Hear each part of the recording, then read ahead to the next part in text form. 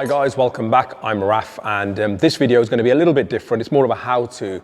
So as you're probably aware, we work on a lot of Abarths down here. We own one. We've got a big audio upgrade on ours, and I'm constantly getting people messaging me and calling me, asking for advice on upgrading the speakers. How do you take the door card off? What will fit, etc. So I thought we'll do a quick video to show you how you can actually carry out this process yourself. It's fairly straightforward.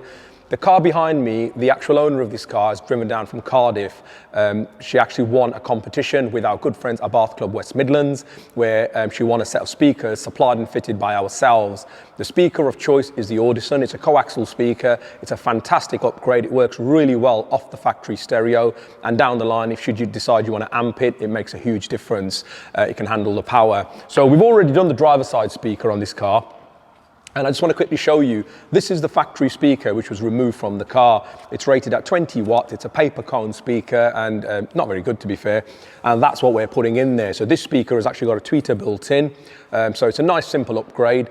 You can also go down the line of putting a set of components in where you replace the tweeters in the A-pillars. Obviously it's a bit more money and a bit more work, but we'll show you how you can replace these yourselves. So hopefully you'll enjoy this video.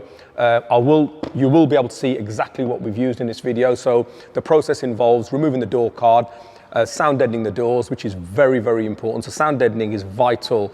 And if you have a budget for your speaker, say for example your budget is £200, my advice would be to buy speakers for 150 and probably use £50 towards sound deadening, because it really will transform the sound. You can have a set of £500 speakers fitted poorly, and the £150 speakers fitted properly will actually outperform them. So hopefully you'll enjoy this video. We'll break everything down. We'll go as slow as we can. Hopefully, it makes a bit of sense.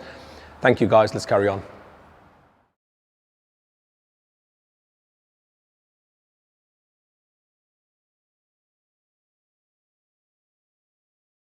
Right guys, so we're on the passenger side door, and the first job involves obviously removing the door card. It's quite a simple process. So where Martin is now, we've got 2 screws behind this panel.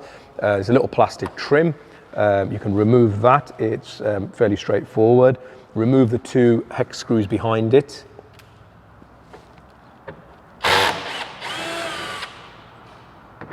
Next job involves removing the little trim around the actual door handles. For this we use a plastic vinyl trim tool so it doesn't scratch anything.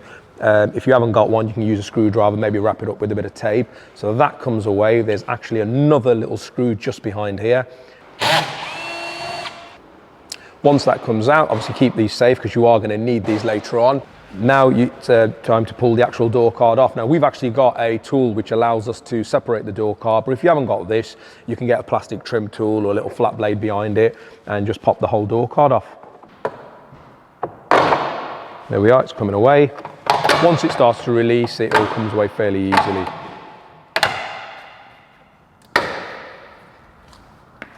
And take the door card off. On the back of the actual door card itself, you will have to disconnect the door handle. It's quite fairly straightforward. It's quite self-explanatory if you look at it. So release the cable, it's locked in a little bit of plastic, and unhook it, and it allows you to take the door card away and put it to one side. The next job involves removing the actual speaker. Now the factory speaker is held in with 3 rivets, so you will have to drill these out. So be careful, drill all 3 rivets out, which is what we're going to do now, and the speaker will come away. Once all 3 rivets are out, the speaker will come away nice and easily. Just separates from the actual door card. There you are, that's your factory speaker out of the way.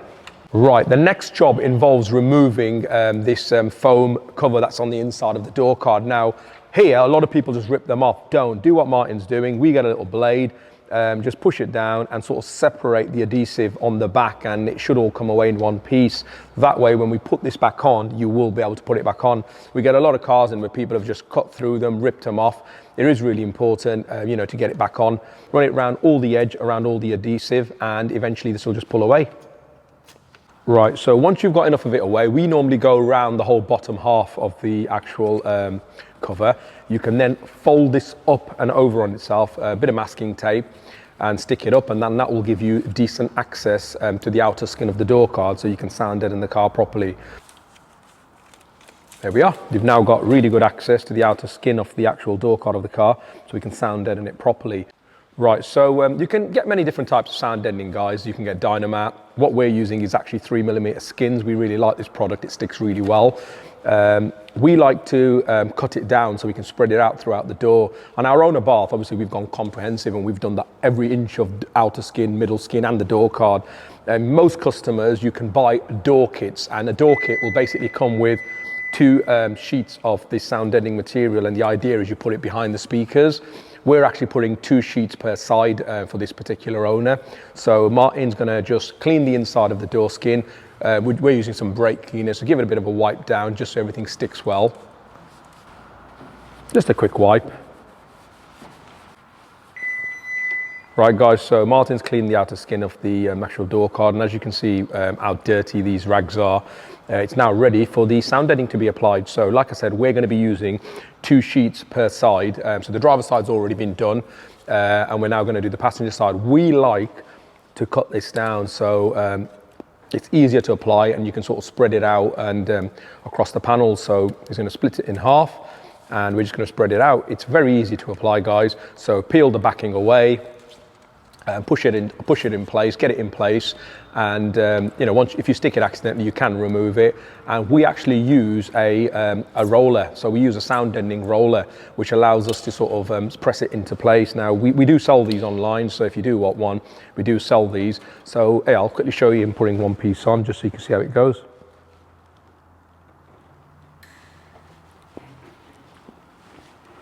If you haven't got a roller, by the way, you can just use a cloth, but obviously make sure you press it down absolutely everywhere, or the head of a screwdriver, but these just make life a lot easier, as you can see.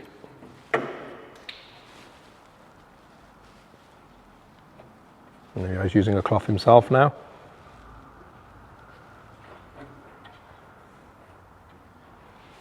So we're going to carry on sound deadening the rest of this door, so just spread it out to the best of your ability. This is what you should have when you're all done. So guys, the next step now involves connecting our wires, which are going to our new speakers, directly onto the factory loom. So obviously you've got 2 wires, a positive and a negative. The negative on the actual vehicle is the one with the black stripe. So black stripe is your negative. Ensure you've got the polarity the same on both sides, otherwise one of your speakers will be out of phase. So we're using connectors just to wire them straight onto the speakers. And once that's done, we're ready to mount the speakers. So guys, the next step now involves getting your speaker adapter ring and fitting it to the door card. We like to run a bit of silicone on the actual back, plastic of the actual adapter, because it tends to give a better seal on the actual door card.